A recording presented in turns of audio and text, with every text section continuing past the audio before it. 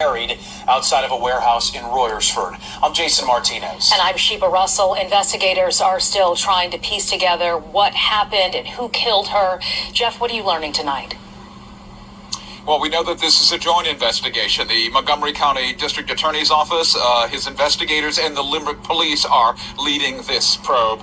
This community, knowing that Ms. Brown's body was found yesterday, this community is clearly startled, and many of the folks that knew her are understandably grieving tonight.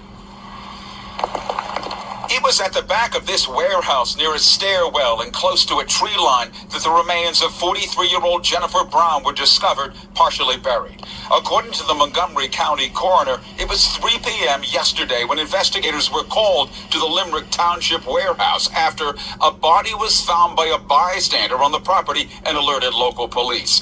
Brown, the mother of a boy in his teens and an 8-year-old, Noah, lived in this Limerick development where her blue Toyota remains parked and a grim memorial stands just yards from her home. I hate to say that I didn't have the best feeling about this, but when somebody disappears, that's not like I'm going to the grocery store. Carol Sprainer describes Brown as a happy woman, fiercely devoted to her young son, and friendly with a group of women in her complex. She disappeared on January 3rd after failing to pick up her son at school and leaving her personal belongings, keys, a purse, and her wallet at home. I have to announce that we have found Jennifer Brown, who we have been looking for, and she is dead. When she went missing, I was like shocked.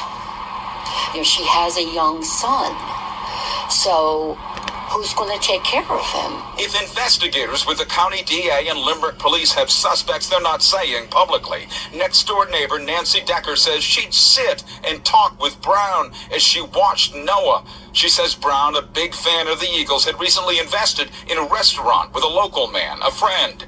Decker says she's spoken with police, as have others here, and hopes for a quick arrest. We cried.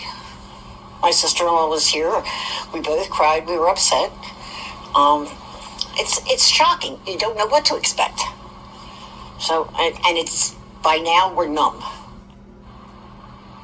Now, Brown's remains were found not far from her home, and her people that live near here seem to know much about her life. They have, in fact, spoken to police, and spokespeople for the Brown family did not immediately return a call for comment tonight. But clearly, the remains being found have captured this community.